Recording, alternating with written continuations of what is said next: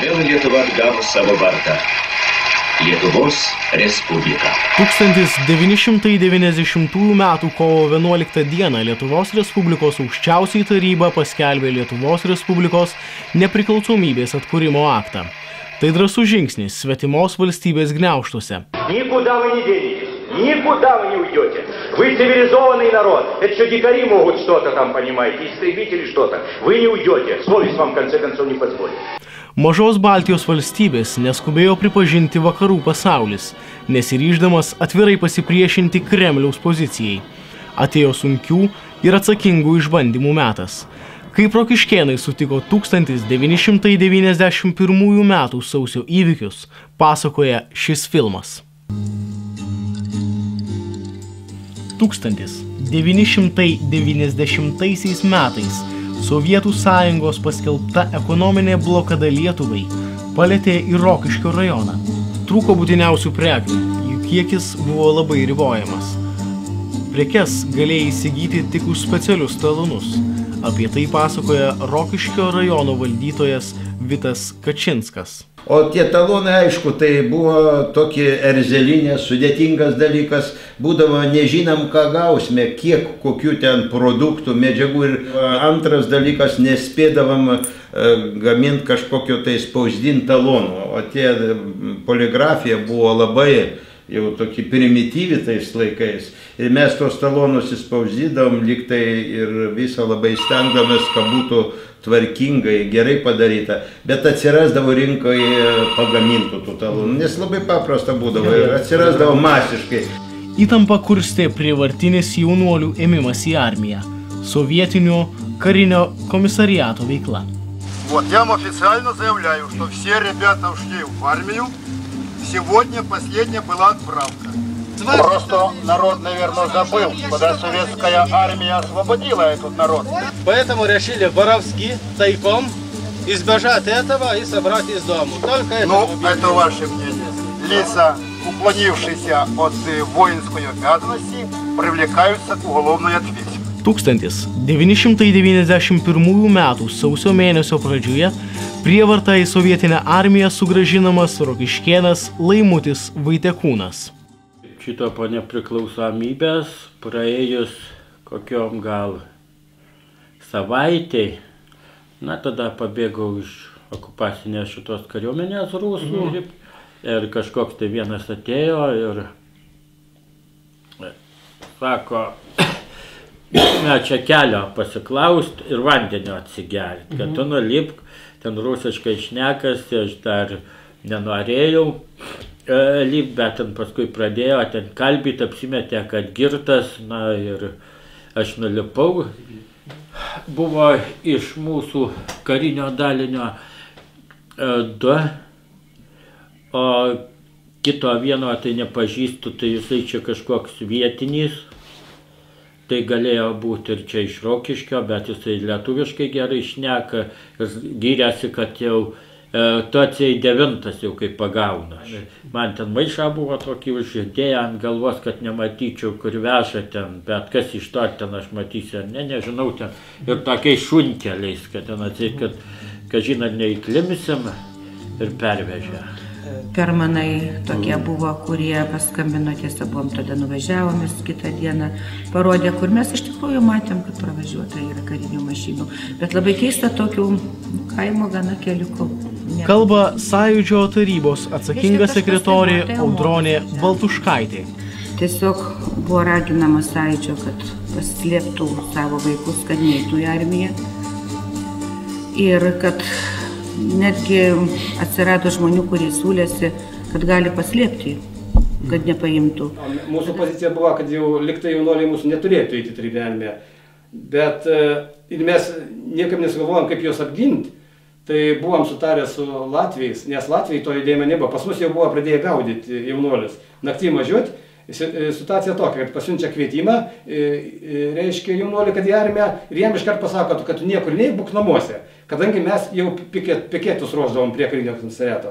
Tai jiem, kad išvengti šito skandalo, tai karinio komisariatos darbuotojai, jie tai važiuodavo namus tiesiog naktį. Atvažiuodavo, jos pasimdavo ir išveždavo. Sąjūdžio rajono tarybos pirmininkui Leonui Jankauskui įteikiama šifruota telegrama, kurioje nurodoma, kaip veikti sovietinės agresijos atveju. Ir man kaip Sąjūdžio pirmininką buvo pasikvietę į Panevėžį ir ten buvom aktyvą susirinkę Sąjūdžio ir iš Vilniaus vyrukai buvo ir jie aiškino, kas gali būti scenarijai, kokie numatyti scenarijai, kaip mes įspėjom įvykius Maskvos, kaip gali čia elgtis vietiniai kolaborantai su mumis. Ir kaip supratom, kad mes aktyvistai, Sąjūdžio aktyvistai, tai būsim izoliuoti.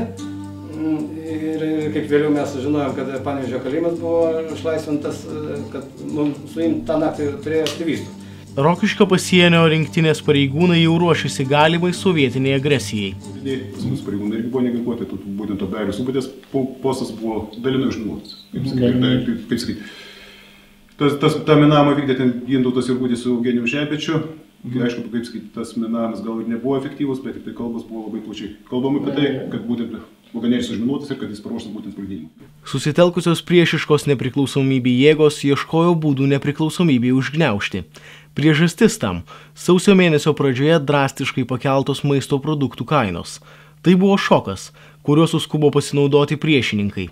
Nors kainų pakėlimas greitai buvo atšauktas, o vyriausybė atsistatydino, tačiau į miestą įvedamos papildomos sovietinės kariuomenės dalys. Nepriklausomybės priešininkai, remiami Kremliaus, atvirai skelbėsi apie valdžios paėmimą į savo rankas. Iškilo pavojus taip sunkiai iškovotai nepriklausomybei.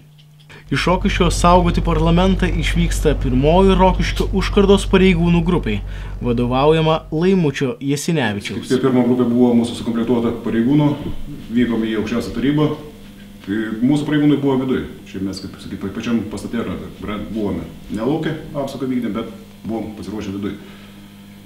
Budėjimas truko panašiai 2 paras. Po 2 parų mes grįžom į Rokiškį ir būtent sausio 13 dieną mes jau būtent praleidom Rokiškį.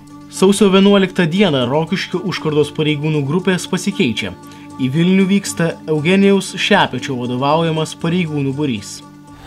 Sausio 11 dieną jau vėl aš atvykau su pamaina, bet jau kadangi pati atmosfera kaito daugiau, likom visas 30-ukas Rokiškėnų. Vienintelė Rokiškio užkarda buvo tas toks kaip ir jėgos atstovų padalinys, kurie buvo ne prie, o pačiose objektuose. Tai buvo duota komanda pagal galimybės užbarikaduoti pagrindinius įėjimus, paruošti priešgaisrinius čiaupus. Pačiam bokšto viduje atvyko 4 iš valstybinių objektų apsaugos komandos, kurie buvo spaudos rūmuose. Jie kartu su mūsiškiais paskui atvyko. Organizavom pagrindinių tų prieigų kažkokį tai, kaip sakyti, blokavimą, kadangi pagrindinis oficialus patekimas į televizijos bokštą yra po žeminiu tuneliu. Mes tame tunelyje paleidom vandenį, ten jau buvo apie metrą vandens, kuris šiek tiek apsunkintų galų gale patekimą į vidų. Buvo atjungti liftai, sugadinta elektros instaliacija, kad liftas nekiltų į viršų, nes vis tiek visos pagrindinės patalpos yra aukščiau. Pati operatorinė buvo užstumta tokiais galingais transformatoriais, kur gal 6 mes stumėm, kad negalėtų patekti į budinčią pamainą. Gintas Tamulevičius buvo skirtas, sako, atvažiavo čia tokie vyrai, siūlo ginklų. Nu, sakau, ginklų, tai ginklų, kokie ginklai? Visokie. Bagažinė prikrauta rimtų ginklų, pradedant automatiniais ginklais ir granatsvaidžiais ir viso kitų. Kauniečiai kažkokie. Užteko proto nepasinaudoti. Tai pirmas 15 su vyresniuoju paskyriau Antaną Gėgelį. Jie atvažiavo į spaudos rūmus, kad buvo duota komanda pagal galimybės užbarikaduoti pagrindinius įėjimus, paruošti priešgaisrinius čiaupus, atsukti, patikrinti. Galų galiai išsidėstyti taip, kad strategiškai būtų galima bent jau kažkokią tai apsaugą ir gynybą organizuoti. Pasakoja Rokiškio užkardos pareigūnas Gintautas Marganavičius. Iš vienos pusės, iš kitos pusės, tokiais nedideliais tankeliais, po to dideliais tankais atvažiuoja. Na ką, pajungėm tą vandenį, barikadavom tas duris. Įjungėm šitas sirenas, žmonės subėgo irgi, už prie durų stovėjo, ten nedavė tiem kariškiam prasibraukti. Pro mūsų duris jie nepraėjo, nes daug žmonių buvo anoje pusėje, net jų neįstumdė. Praėjo pro pagrindinės, kur prašaudė. Desanto kariuomenės papulkininkė apipylė vandeniu, labai niršo ir pradėjo šaudyti koviniam kulkom. Ir vienas iš gynėjų, iš apsaugos komandos, Lukšys, buvo sužeidas į veidą. Žinot, kaip kareiviai atėjo greitai, prasilaužė pro to žmonės, bet jiems buvo sunkiau gal pro mus praeiti, vis tiek tos vandenio čiurklės, 4 šlangos gaisrinės. Jos buvo panaudotas? Buvo panaudotas, pilnai jos buvo panaudotas. Ir taip mes dar, kaip sakoma, laikėmės kažkur apie 15 gal 20 minučių, žinot, kai veiksmas vyksta, tai tas ir laikas, atrodo, negreitai eina. Tai, o tada jau žiūrim, ras vienu momentu mums nutraukė vandens tiekimą, reiškia, kažkur užsuko pagrindinį padavimą vandens, kažkas, neaišku, buvo, nu kągi, kaip vanduo baigėsi, tada kur kas, kaip sakoma. Ir esam su grupė, ten gal 15, gal dar truputį atsilikę, taip jau keliu pagrindinių gatvę.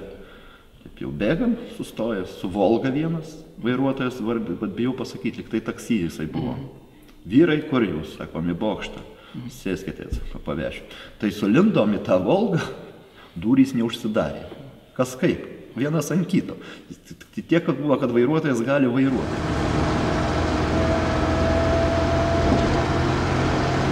Labai greitai purvini susėdė į vieną taksi Volgą.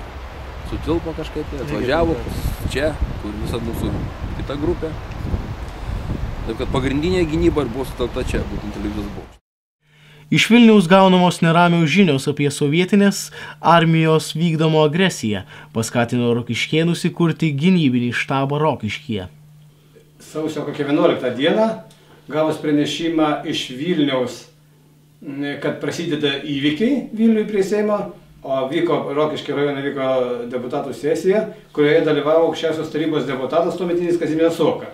Ir jis tada pranešė, kad įvykiai prasidėjo Vilniuje ir kad jį kviečia skubiai į Vilnių. Ir nutarėm, taip ekspromtu, įsteigti operatyvinį štabą, koordinuoti įvykiam čia rajone. Tuo pačiu metu Rokiškio rajone veikė komunistų partijos grupė, nepritarusi Lietuvos nepriklausomybei. Jie rėmė sovietinė Kremliaus valdžia. Iš mūsų nieks nebuvo Vilniui tuo laikotarpiu. Mes nelindam kur... Be telefoną ar ką nors... Jokių nurodymų. A kai televiziją užėmė Kasparavičiaus, tai televizija buvo, ten, reiškia, ideologija, ten aiškindavo... Matai, tada mums aiškina taip, kad, reiškia, tie pastatai, kur dabar... Kur vyriausybė. Kieno lėšom?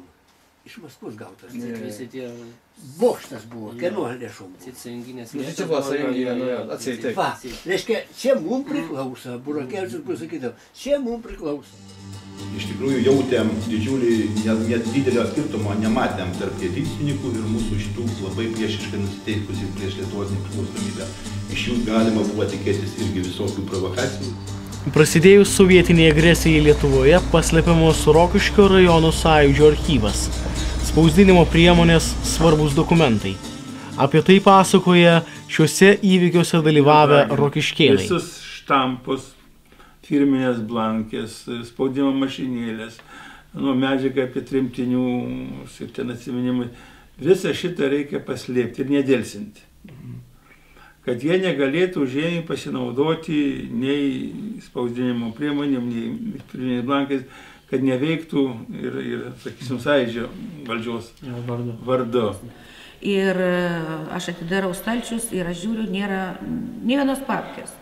Ir tada klausiu, sako, tai kur dokumentai, sako, išgabenti, jau buvo nurodymas duotas iš sąjūdžio, reiškia, iš Vilniaus, kad paslėpti archyvą. Ir aš paklausiau, tai kur jūs išvežėt, neprisimenau, kas tuo metu pasakė.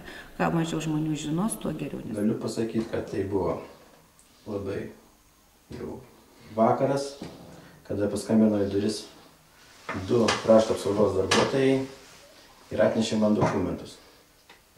Paprašė paslėpti, kol čia visi šitie dalykai praeis. Aš kažkokią tai pareigą jaučiau, nes tuo metu kažkaip tai man teko treniruoti juos, kovos menų siminėjau patsai ir tuos dokumentus apsijėjau paslėpti. Ir mūsų komjaunimo vadai ruošėsi tiem patiem įvykiam. Ir atvežė pas mane rašymo mašinėlę paslėpti. Jeigu atsirastų poreikis vėliau proklamacijoms spausdinti. Rokiškio gynybos štabas organizavo rokiškėnų išvykimą į Vilnių, budėti prie parlamento. Išvykimas organizuojamas nuo Rokiškio centrinio pašto sausio 12 dieną 18 val. Rokiškėnų grupės atvykstant laukė tuometinis Lietuvos Respublikos aukščiausiosios tarybos deputatas Kazimieras Uoka. Atsimenu, kad tom dienom su Leonu Jankausku pastoviai palaikėm telefoninį ryšį, nuolat derinomės. Žinojau, kad tą dieną čia atvažiuoja Rokiškėnų apie 800. Rokiškio maršrutas turėjo nusitiesti iki televizijos bokšto, tačiau jau kada mes buvom būstinėje ir palaikėm ryšį su Sąjūdžiu, kaip tik tai tuo metu buvo atsakingas sekretorius Andrius Kubilius, dabartinis ministras pirmininkas, tai su juo mes palaikydavom ryšį ir jisai informavo, kad Rokiškį nukreipėme prie parlamento, nes jie, nežinau, iš kur jau gavo informaciją, kad tą naktį bus puolamas parlamentas. Rokiškėnų grupiai vykstančiai į Vilnių vadovauti paskiriamas Vytautas Masiulis. Bet kadangi spontaniškai aš ten to vadovu buvau paskirtas, iš tikrųjų negalvojau, nesirašiau, tai aš neturėjau nei priemonių, nei fiksacijos nebuvo jokios, reiškia, nei sąrašų, nei nieko. Nusprendėme važiuoti nuosavų automobilių, gal todėl, kad paprasčiausiai nebuvo susisiekimo ir pagrindė namiškiai važiavo, kiek prisimenu, žmona važiavo Alma, brolis važiavo ir dar vienas sąjūdietis Gerkanių, tai Kazys Daunoravičius važiavo ir mes atvažiavome į Rokiškį apie sausio 12 dieną, apie 17:30 ir tada prisimenu ant pašto laiptų, ten buvo Leonas Jankauskas, buvo Vytautas Masiulis, Tadas Kadišas ir buvo organizuojamas vykimas, ten, judėjimas, žmonės ėjo, ten vieni taip, kiti taip, ten toks buvo organizacinis ekspromtų toks štabas ant tų laiptų ir visi skirstėsi, kas gal kur sėda, kaip ten, kas vadovauja, kokie atsakingi. Ir atsimenu, Leonas pribėgo, kažkaip susitikom, kaip tu sako, kaip sakau, su automobiliu atvažiavau. Tai sako, labai gerai, sako, yra Vytautas Masiulis, jis paskirtas delegacijos vadovo, kolonos vadovo ir sako, jūs važiuokit priekį, kadangi turim informaciją, kad gali koloną stabdyti tankai, tai jūs pražvalgykit kelią. Autobusai buvo tikrai pilni visi, nes ir važiavo žmonės ne tik atsidėdami, bet ir stati. Man bus autobusai, tai aš ir stovėjau net iki Vilniaus. Tai galim paskaičiuoti, kad tikrai buvo apie 1000 žmonių turėjo būti. Mūsų autobusai važiavo ir Matulis, kurio aš tikrai, iš matymo. Matulka jau. Aš iš matymo jo, tikrai daug buvo žmonių. Žmonės labai draugiškai rinkosi. Aš dirbau Sūrinį, tai Sūrinis keli 3 gali autobusai buvo, tai pilni. Ten nuvažiavam, faktiškai mums turėjom, prie bokšto mes turėjom, bet mums autobusą sustatė, mes likom prie parlamento. Šiek tiek buvo pakrikimo, paskui mes, reiškia, gavom paskirtą vietą, buvo būtent nuo Neries pusės prie tų trečių rūmų, prie vieną įėjimą savo, ten tokį ruožą, reiškia, tai ir tada mes jau visom priemonėm bandėm, sukvietėm vėl tos Rokiškėnus į tą krūvą ir užėmėm tas lygis. Dalis Rokiškėnų budėjo prie televizijos bokšto. Žvarbi naktis buvo. Įsėdom į mašiną ir paskui gavom iš karto informaciją, kad pajudėjom, kad biskutį sušilti, kad žmonės reikalauja, reiškia, prašome eiti prie pagalbos prie bokšto, mes to kart išvažiavom į tą gatvę ir nuvažiavom iki bokšto. Tai buvom, prie bokšto nebuvo daug žmonių už pat pradžių, bet matėsi, kaip daugelis ir pėsti ir važiuoti skubėjo į pagalbą, reiškia. Jūs atvykot greičiau negu atvyko... Buvo žmonių, ar jos nebuvo?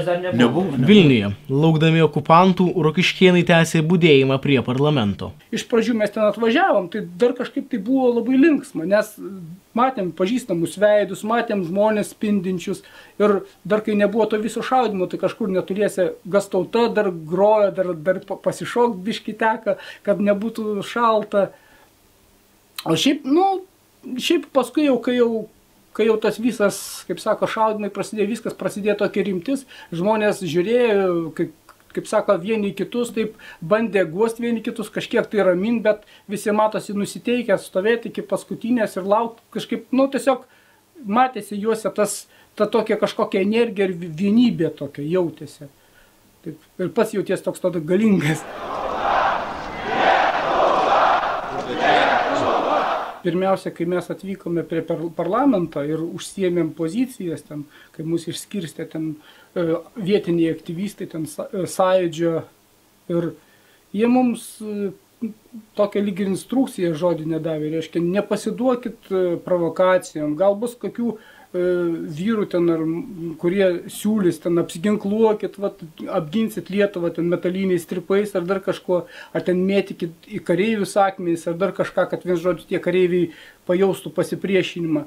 Tai jie sakė, jokių būdų tokių dalykų nedaryti, nes čia yra tas toks nebylus pasipriešinimas, nes iš tikrųjų mes tokių ginklų negalim turėti, mes neveiksim tų kareivių, bet mes turėjom tiesiog juos pasitikti, susikibę rankomis, ir, nu, tokia greta ir netgi piktų žodžių į juos nesakyti, neišprovokuoti dar kažkokių veiksmų. Ir kad tas pasipriešinimas būtų toks, kaip kokių stovylų, tokių tiesiog, jeigu jau iš tikrųjų puola ir stuma ir per jėgą mus nustuma ten, ar ten mes jau iširsta mūsų greta, tai sekanti linija tada vėl taip pat laikosi, kad, nu, bet nereikia jokių būdų pulti į muštynės ar ten į kažkokius kitus dalykus. Tai va, tas dalykas man kažkaip įstrigo, kad jokių būdų nenaudoti jokių tokių dalykų, nes tai gali tik tai pakenkti Lietuvai, o ne.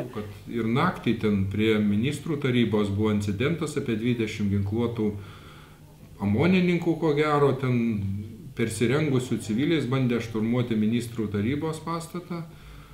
Dabar, kur užsienio reikalų ministerija, bet ten buvo jie atmušti, ten atsimenu, ir juos nusivedė į aukščiausią tarybą, tuos, o kitus kažkaip išsklaidė, nu, bet tokio, kad ginklo nebuvo panaudota. Gerai atsimenu, po 12 valandos atėjo vienas vyrukas su raičiu ant rankos ir sako, ateikit keletą, kurie galėtumėt babų tokiais ir žvalgais pasižvalgyti, nesimatys kas nors įtartina, ar iš šiaurės miestelio kokių, aiškiai, judėjimų nebus. Mes kiek paėjom ir gerai atsimenu, jau buvo po vidurnakčio, gal buvo apie 1, gal po 1 nakties, pasigirdo toks keistas metalinis žvangesys. Ir tokie ryškus haloginiai prožektoriai tie perrėžė dangų.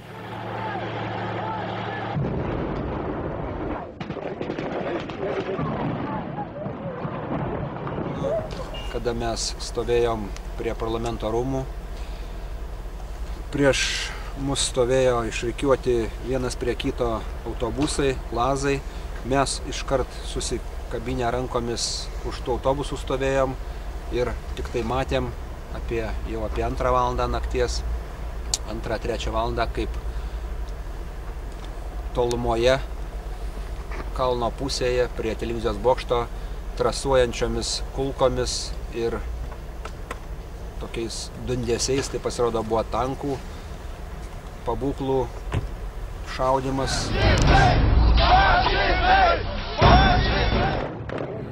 Ir buvo tas toks prašymas, kad žmonės rinkitės prie bokšto, galimas išpuolys.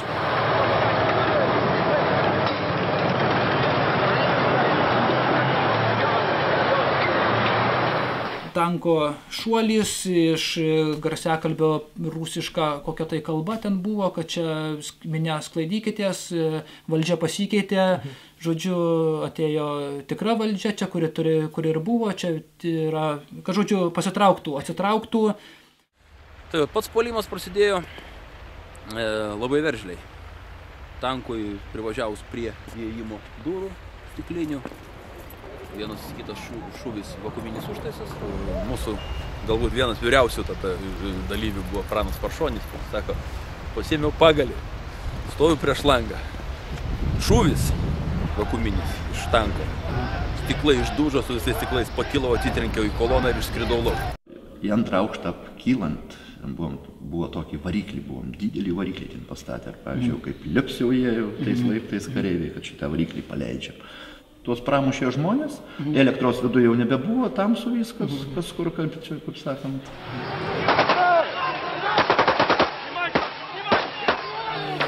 Tai vat nuo tada ir susiformavo tas toks jausmas, ką reiškia karas,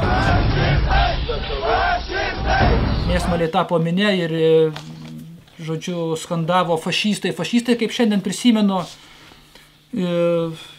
tai, bet niekas neketino trauktis, moterys sakė, eisim klaupsimės prieš tankus, pats savo akim mačiau, kaip žmonės po to sprogimo tiesiog buvo išmetami į orą, kryto, smūgio banga išmesdavo į orą ir kryto, buvo, tikrai galiu patvirtinti, kad buvo šaudama kažkokiom tai ten vadinom guminiam kulkom ar dar kokiom tai tenais matėsi kaip po odą jos tiesiog ne vienam ir atrodė, kad ten bus tūkstančiai sužeistų, tūkstančiai mirusių.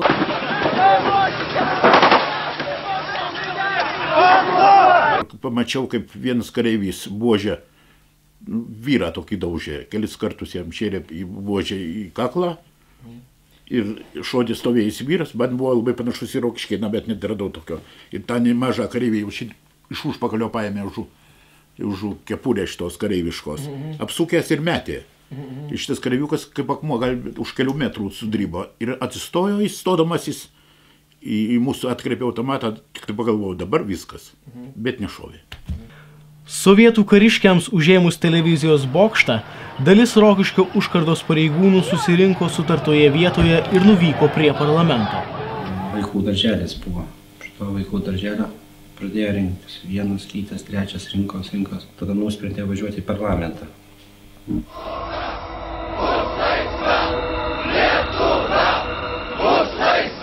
Prie Seimo. Ir prie Seimo grįžome, atrodo, viską žinau, bet galvoju. Savėjai sutinka ir klausia, kas ten dedasi. Tai buvo viena mintis, kad nieko nesakyt. Aš atsimenu, kad tai nesako, nieko sako, sako, tu nepasakok, sako. A kiti, kai kažkas jau pasirodė, irgi atvažiavę buvo, kiti sako, oi, ten Marijos, reiškia, tenai lavonų. Tik tai vieną dalyką. Mažai kas žinojo, kiek sužeista ar kas kiek. Mūsų važiavo Ramanauskas, fizinio lavinimo mokytojas, buvęs mokyklos, toks stambus vyras. Ir atrodo, bet kolas pribėgęs ar kažkas sako, ten košmaras, kraujai taškosi. Tai Romanauskui sakau, dalinai yra viskas, bet sakau, viskas dar nieko bloga, kadangi žmonės pasiet nesinori tokios, kas bus, tas bus. Mes galvom, kad jie atvažiuos pas mus, ten sutvarkę. Tai žiūri, sakau, kad milžinas Romanauskas stovi prie, tiek susvyravo ir kaip lazda į žemę. Apie 2 valandą nakties, kartu su rokiškėnais ginant parlamentą, išgirdus žinią, kad puolamas televizijos bokštas, Alvydui Matulkai sutriko sveikata. Nuveina ant autobusų, sako, Rokiškėnų yra. Sakau, tai užrašyta, kad yra. Sakau, yra. Sako, vienam Rokiškėnui buvo. Buvo labai didžiulis stresas. Ir mes vaikštinėjom ir vienu metu jis pradėjo man sakyti, kad jis prastai jaučiasi. Praktiškai, kada televizijos bokšto užėmė ir transliacija buvo nutraukta, išbėgau gatvę ir kai tik atradau, reiškia, vyrą su moteriške, kuris sakė, kad man silpna, man yra negera. Iš bibliotekas kiekti, 50 metrų, laisvės. Lenino prospektas. Dabartinis Gedimino prospektas. Gedimino prospektas.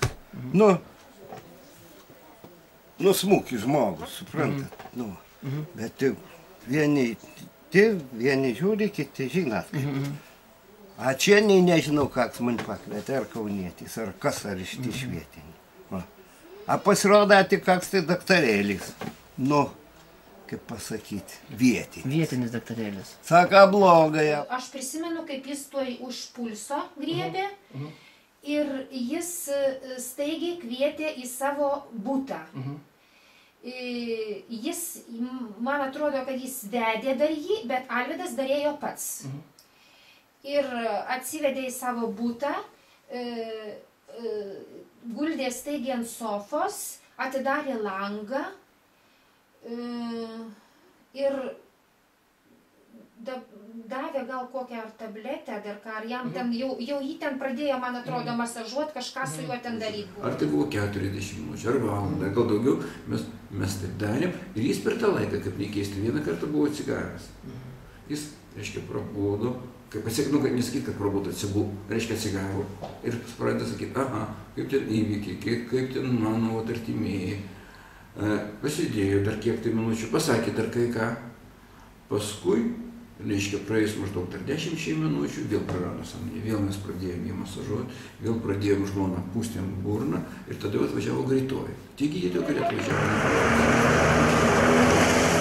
Reiškia, jau turėjau vaistų, tačiau nedrįso, tada, kadangi pats esu chirurgas ir tuo momentu dirbau ir krūtinės ir gėlos chirurgija, tai duriu į širdį ir suleidom vaistukų, kur gydytojai pritraukė.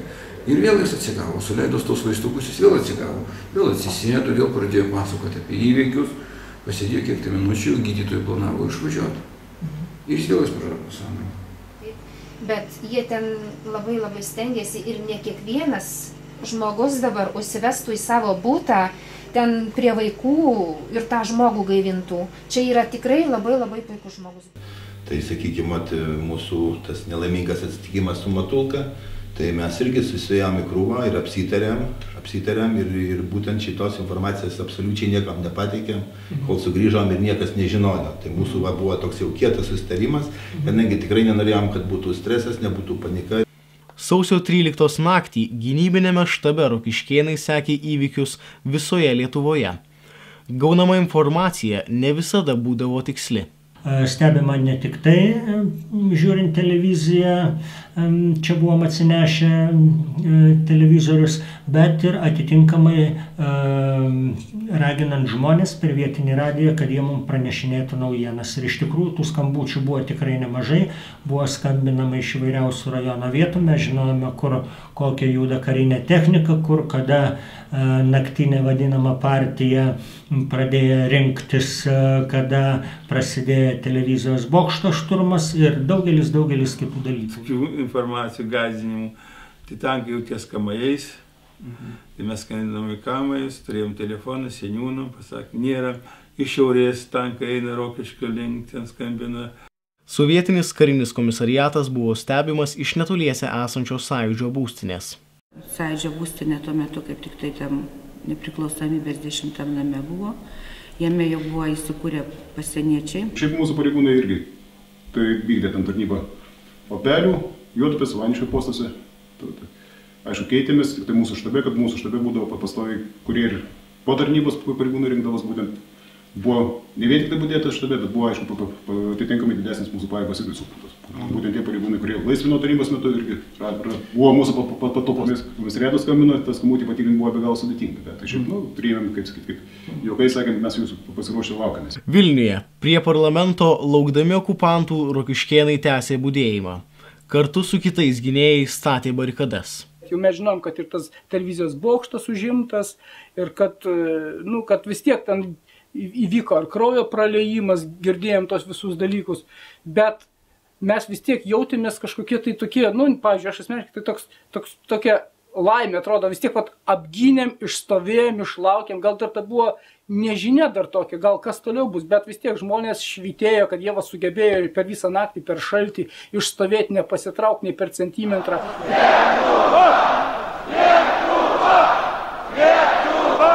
Labai gerai nusiteikę, tokie, kaip pasakyti, tokie, galim sakyti, laimingi, lyg ir tikslą savo buvo jau įgyvendinę.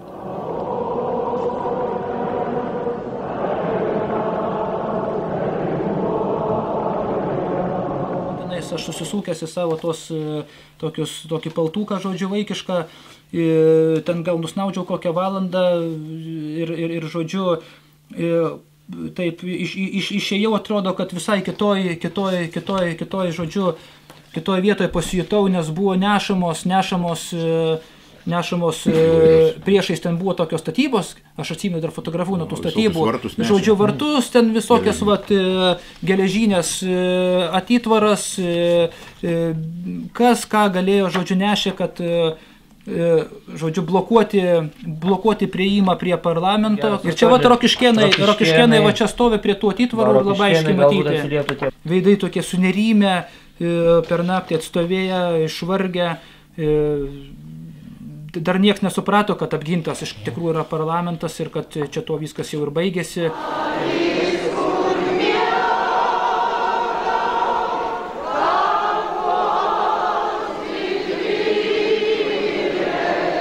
Tada gerai atsimenu, amžinatilis Jadvyga Beliauskienė aplink aukščiausią tarybą nešė Marijos paslaptingosios rožės statulėlę. O rytą, vos tik išaušus, kunigas Grigas aukojo šventas mišias prie dar aukščiausios tarybos lango. Ir toks didžiulis įspūdis buvo, kai visa minia kalbėjo rožinį. 1000 žmonių. Nepasakysiu, kad labai liūdnos tos nuotaikos, nes iš principo netgi išlieka ta dvasia tos sausio 13-asias, kai, sakykime, sausio 13-asias rytą mus kavinėse nemokamai maitino, girdė arbata, nieks neėmė pinigų, sakykime, leido paskambinti namo, pasakyti saviškiam, kad čia mes gyvi, nes iš tikrųjų nelabai kur žinojo šeimas, kaip ten mums sekasi. Tai aš galiu pasakyti, po įvykių šitų antroj paroj, kadangi dar buvo, aiškumo nebuvo, reiškia, ar nebus pavojos ir Seimui. O į mašinas prisodinti nebuvo ko. Nesutiko, kadangi buvo kvietimas, reiškia, Landsbergio kitų, kad pasilikti ir tęs gynybą, tai labai sunkiai man sekėsi autobusai užpildyti, reiškia, ir prašėm, ir moterys važiuokit, pavargot, reiškia. Ankstyvą rytą Rokiškyje gynybiniame štabe ruošiamasi mitingui nepriklausomybei palaikyti. Visuose aukštuose žmonės nemėga jau kelias paras. Jie ateina, kiti išeina. Susirinkę beveik visi savivaldybės депутаты. Не, ну просто вчера программу «Время» я смотрел, так там ложная информация была. Rokiškio rajono savivaldybės štabe gautos žinios iš Vilniaus, kad mūsų Rokiškio rajono žmonės išvykę į Vilnių saugoti parlamento pastatą. O kada atėjo žinia apie Matulko žuvimą ir kada atėjo žinia apie tas kruvinas riaušes, buvo naktį mūsų sutarta, kad ryte bus organizuotas toks mitingas, kuris ir vyko irgi ant Rokiškio pašto laiptų. Ir Lietuva bus laisva ir niekada kitos valstybės kariuomenės kareivio batas nevaikščios mūsų šventa žemė. Alvydas Matulka.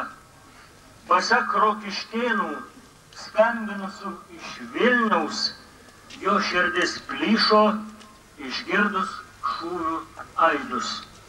Po 7:20 pranešė, tai šitą laiką tikrai atsimenu, o mes jau gal išvažiavom apie 12 ar 1 maždaug. Mes nuvykome į Vilnių kažkur apie 12 valandą. Ten, kad atsimt palaikos Alvydo Matulkos ilgai neužtruko, mums išdavė pažymą. Jis buvo kartu ten su žuvusiais, mačiau tos sumaitotus kūnus žuvusiųjų. Ir tada mes grįžome į Rokiškį, kažkur tai apie 15 valandą.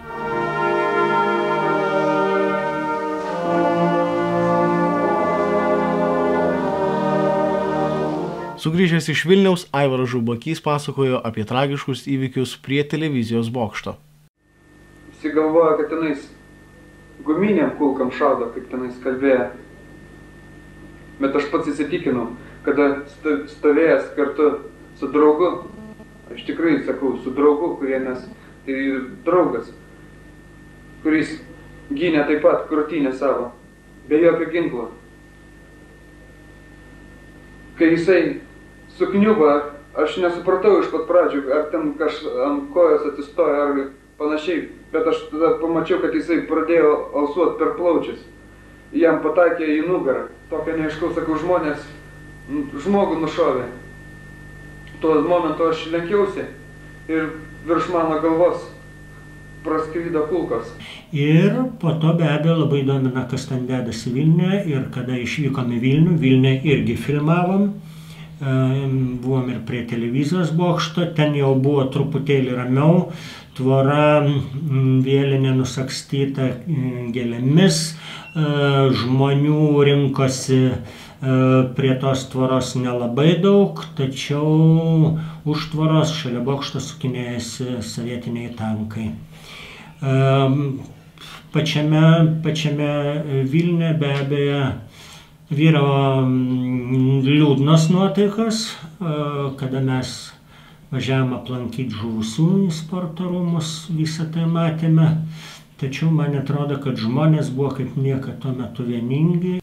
Sausio 16 dieną įvyko Alvydo Matulkos laidotuvės. Apie Alvydą galiu pasakyti tiek, kad buvo auklėtas krikščioniškam tradicijom, kaip tikras, kaip geras žmogus buvo auklėtas. Pas jį buvo trupučiuką kitaip. Nu tai gerai, Rimai, nu tai negerai, tai kitam draugui, nu gerai, bet vis tiek negerai, kad tu tai padarai. Kodėl?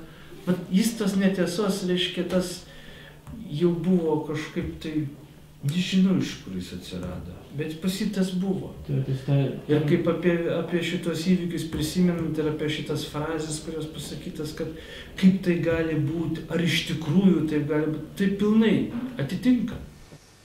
Ginant tėvynės laisvę, savo tautos nepriklausomybę, senai mes beturėjome tokias skaudžias laidotuves.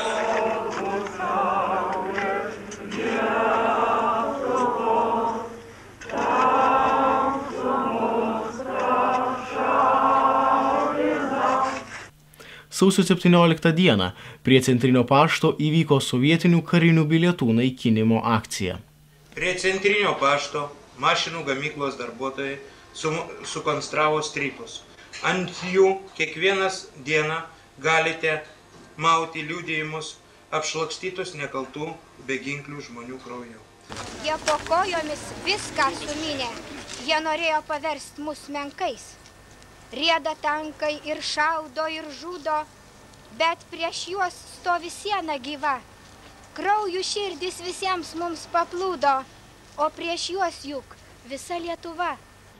Buvo suorganizuota prie savivaldybės rūmų aikštėje bilietų karinių deginimo akcija. Ir